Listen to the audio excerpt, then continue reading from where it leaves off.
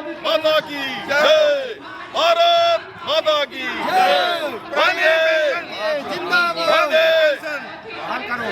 वंदे, बहाल करो, बहाल करो। अंदर पाए हैं आप पुरानी पेंशन बहाल करो, लेकिन क्या कहना चाहेंगे इस बारे में? इस बारे में हमारा संघर्ष बहुत लंबे समय से चल रहा है।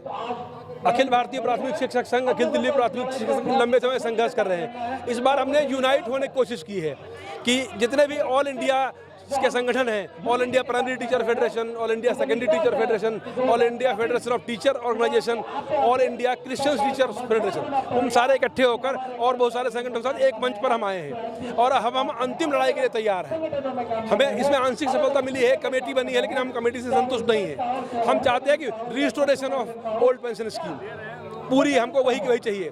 और इस संबंध में हमारा 11 और 12 तारीख को गुजरात में अखिल भारतीय प्राथमिक शिक्षक संघ का राष्ट्रीय सम्मेलन आयोजित होगा, जिसमें करीब भारत भर के 2 लाख प्राथमिक शिक्षक भाग लेंगे।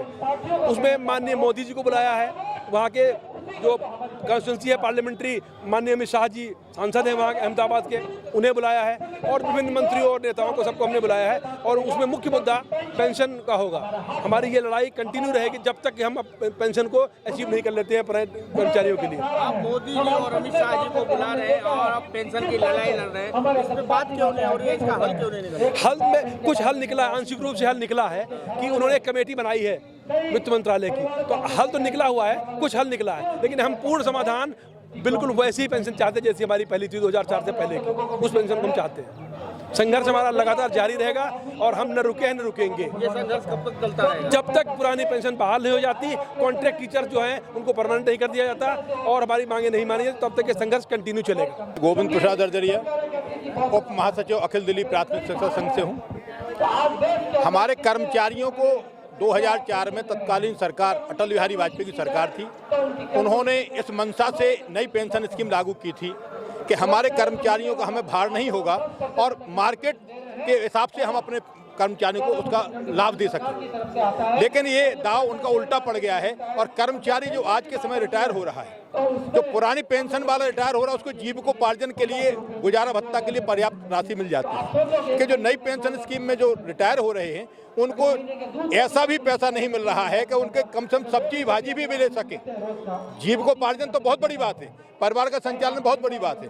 तो इस पुरानी पेंशन बहाली के लिए हम लोगों ने फिर से संघर्ष किया है। ऑल इंडिया से सभी तरह के फेडरेशन आज एक मंच पर आकर के और ये मांग कर रहे हैं कि हमारी पुरानी पेंशन स्कीम को लागू किया जाए। एक नेता, एक विधायक, एक पार्षद एक बार चुन करके आता है, 6-6 बार चुन करके आता है, 6-6 बार पेंशन दी जाती है। कर्मचारी अपना पूरा जीवन और पूरा युवावस्था, जवान आता है, बुढ़ा रिटायर होता है, उसके बाद उसको जीविकोपार्जन के लिए कोई संसाधन नहीं। बड़ा शर्म की बात है सरकार के लिए, शर्म की बात है इस तरह की प्रशासन की व्यवस्था के लिए। हम लोग अंतिम सांस तक लड़ाई लड़ेंगे जब तक सरकार को इस पर बाध्य नहीं कर देंगे और पुरानी पेंशन को बहाल नहीं करवा देंगे, तब तक हम लोग लड़ाई लड़ेंगे। सतीश कुमार हूँ। दिल्ली के जंतर मंतर पे पुरानी पेंशन बहाल करोगे लेके आप आए हैं, क्या कहेंगे इसके बारे में? मैं चाहता हूँ जी, नेता अपनी जेबें तो भर रहे हैं और अपने कर्मचारियों के लिए कुछ नहीं दे रहे। ये बड़े शर्म की बात है कि सरकार का एक सोशल रिस्पॉन्सिबिलिटी बनती है कि अपने कर्मचारियों को वो कम से कम पेंशन दे जो कि पहले से लागू होती आ रही थी। सरकार, अच्छी सरकार कहते कि अच्छे दिन आएंगे, अच्छे दिन कहाँ से आएंगे?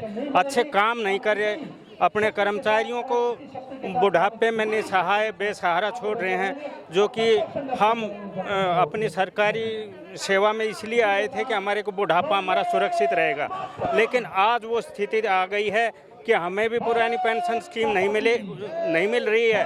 हमारे जो भाई हैं, हमारे बच्चे हैं, वो उनका भी जो भविष्य है वो खतरे में नजर आता है।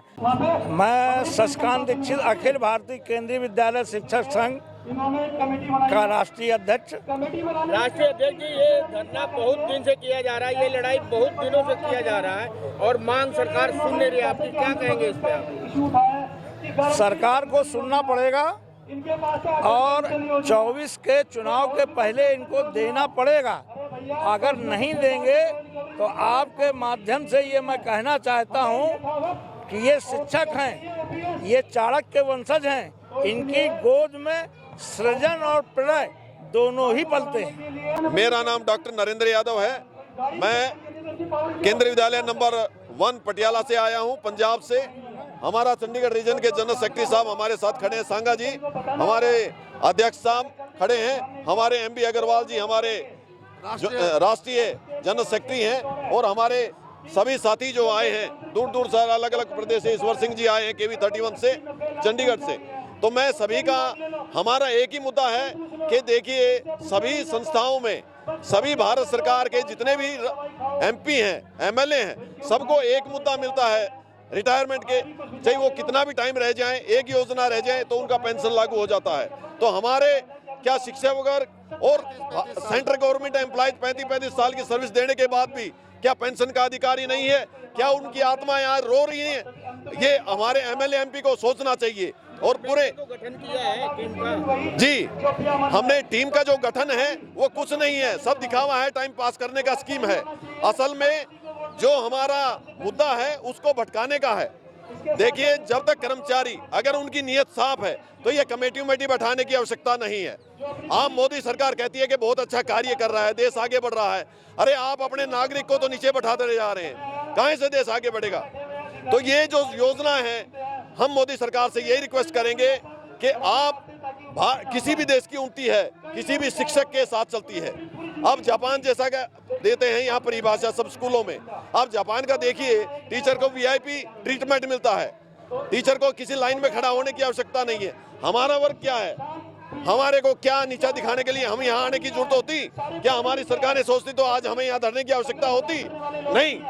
मुझे एक बार फिर भी मोदी साहब के ये कानों तक पहुंचे ये सब बात कि वो खुद अगर अच्छे हैं तो हमारे पूरे भारतीय संगठन का, हमारे एसोसिएशन का, जो हमारे सेक्रेटरी साहब हैं, हमारे प्रेसिडेंट साहब हैं, हमारे जनरल सेक्रेटरी साहब हैं, जो सभी आए हैं अलग अलग प्रदेश से, अलग अलग रीजन से, हमारा सरकार से यही अनुरोध है कि एक बार मोदी सरकार इन बातों को ध्यान से समझे और 2024 में अपनी विजय अगर वो घोषणा करना चाहते हैं तो ये पूरा शिक्षक वर्ग भी उनके साथ खड़ा है और आने वाली सभी पीढ़ियों को उनके साथ खड़ा कर देगा।